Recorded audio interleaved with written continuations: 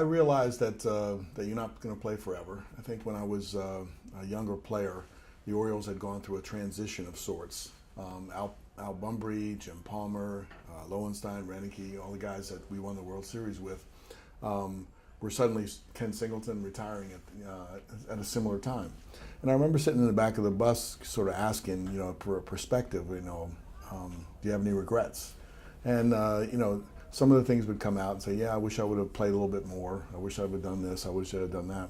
And I just remember thinking, I don't want to be in a position to regret. So you want to give it everything you have, play and work as hard as you can, because knowing it's a limited time. Now, having come to that understanding, I was curious, what do they do next?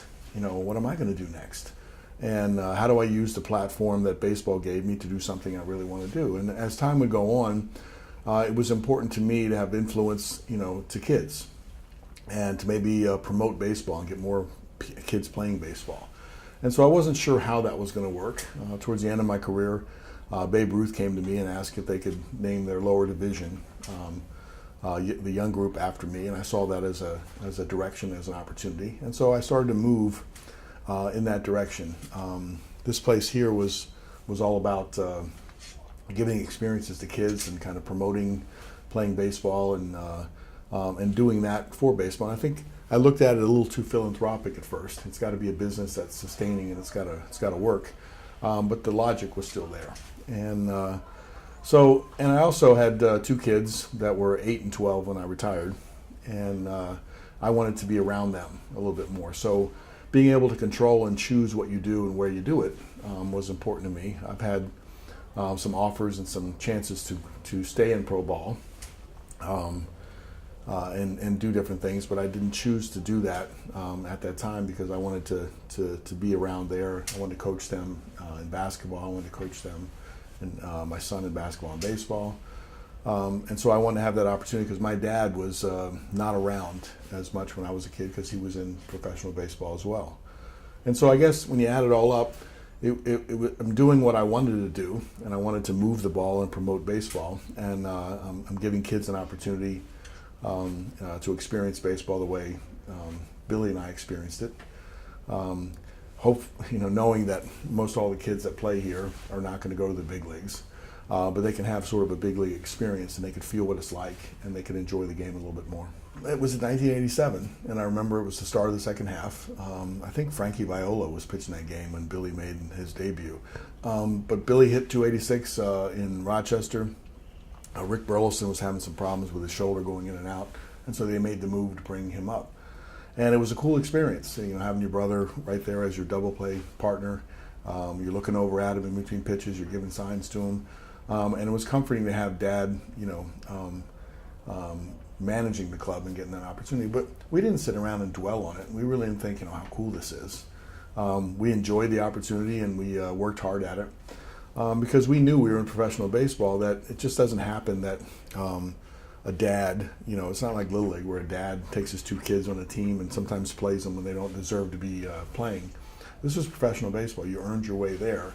And so we looked at it that way, and we handled it in a professional manner. It really wasn't until it started to break up and it wasn't there anymore that you look back and you go, man, that was really special. You rely on your teammates a lot, and there's some trust and bonds that are built within your own team as you go along in the season. And in my particular case, I had two guys in that clubhouse that you could trust and bond with at the highest level. A brother that you could lean on for things that brothers could advise you on, and then you had a dad that could do everything else. And so looking at it from a personal standpoint, it was really good. Sometimes now when I'm talking to some business groups, we'll get into this sort of question, and I'll say, if you have a chance to work with your family, take time out and kind of look back and think how cool that is. Because in my particular case, it's you didn't realize that until it was gone. So it's fun to be able to work with your family, and it's good to be in that situation, but take a moment and reflect on it and see how cool it is. I don't think we coined the phrase the Ripken Way. I think it was something that was developed when Dad was managing in the minor leagues, and he was part of the Oriole Way. And the Oriole Way was doing things right, and not doing them halfway, but putting time in and doing the work. And that's really what Dad stood for. So then when Dad came to the big leagues and maybe some of the elements of the Oriole Way had fallen apart, the baseball players themselves started calling it, the Ripken Way. And so we try to continue that in our efforts in business here, and our trying to get kids to play and respect the game. And sportsmanship's a big part of this, even though that when you're in the kids business and parents are there, pressures and expectations and behavior sometimes is not the best, but we want to make sure we preserve the opportunity for kids to do that. And so Dad was always a part of that. So we named the foundation after him because his legacy to us was that he developed kids, and he used baseball in neighborhoods sometimes that didn't have all the same advantages to communicate with them. And he did that, on his own free time. And he also did that professionally, being in the minor leagues and having kids that came all parts of the country trying to become a big league player. He served in a fatherly role. So that was the legacy that we would capture. Sometimes I wonder if I busy myself for the sake of busying myself. I think that you want to make a difference, and you want to stand for something.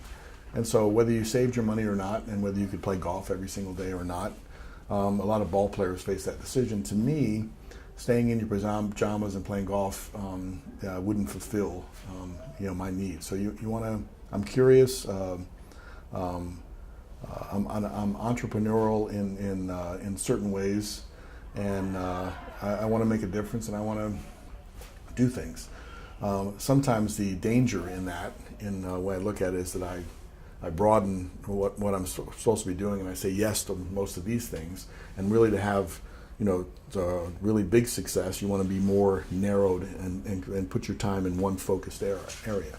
So if I was criticizing myself, it's that I'm here when I should be here in many ways.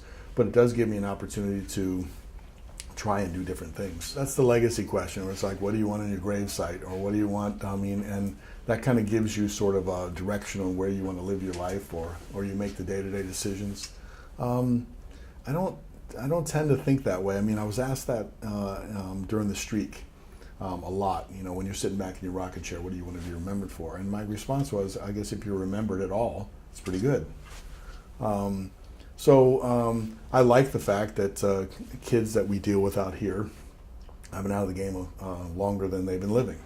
And so in many cases, they associate a league or a World Series or something else with me. And internally, I kind of find that cool, that they see you for other reasons. And if they come to me and say, my parents say that you played in most games, that's kind of cool. And they said, I'm going to Google you. And I go, okay, Google me. So all those things make you feel good that you're doing something positive and you're moving the ball. And I think that's why I do it, to try to make things better and try to improve things. The foundation has evolved. First of all, we wanted to help kids, and we want to give kids an opportunity. We want to steer them in the right direction, because there's influences that will take them another direction. And then when we started seeing some of the issues, it is important for law enforcement to have a good rapport with the communities, and we saw that as an opportunity, and that's really worked out well. So I guess you start with a basic understanding of what you want to accomplish and what you want to stand for as a foundation, and then some of the programs, or even building fields. We didn't intend to build these youth development parks, but it's the best things we've done, because you have these programming, and then once you start getting into the communities, you realize that they need safer places to play, areas of protection. I kind of think of them as outdoor classrooms in some ways, and they're so nice, and they look really good, and they last really good, that the communities do put their arms around them and say, okay, this is our space. And we found in many cases they're transformational. Then you start to see other areas become more guarded space, and they're kept really well for the sake of those kids. But it's also, let's not lose sight of the fact that we want to help. The purpose of doing this is to help kids, and help kids in a bigger way. And once you've got the kids, paying attention, to some of the baseball principles, or maybe even the sport, and kind of getting them moving in the right direction, and then they become productive and they get through high school, you want to give them a push to college, and then maybe after college you want to give them a chance to guide them like you guide your own kids with job opportunities. So I mean, I think that's the logic. I don't think we have a precise 5-year plan for that, but that's what we're talking about now. You mentioned before you had some opportunities to get back on the business side or on the the major league side. Is that something that you even consider anymore? Or is this kind of what you want to give your time to? Is the door open, or are you just kind of? I'm very happy and content doing what I'm doing, but at the same time, I always think back in my mind that I get jazzed about the big league game, and I guess I just turned 57, so I'm not old by that means, but I don't know if that would happen, or it might happen. But for now, I'm very content pushing forward with what's going on, and if there was an opportunity that was interesting to me, I'd certainly listen.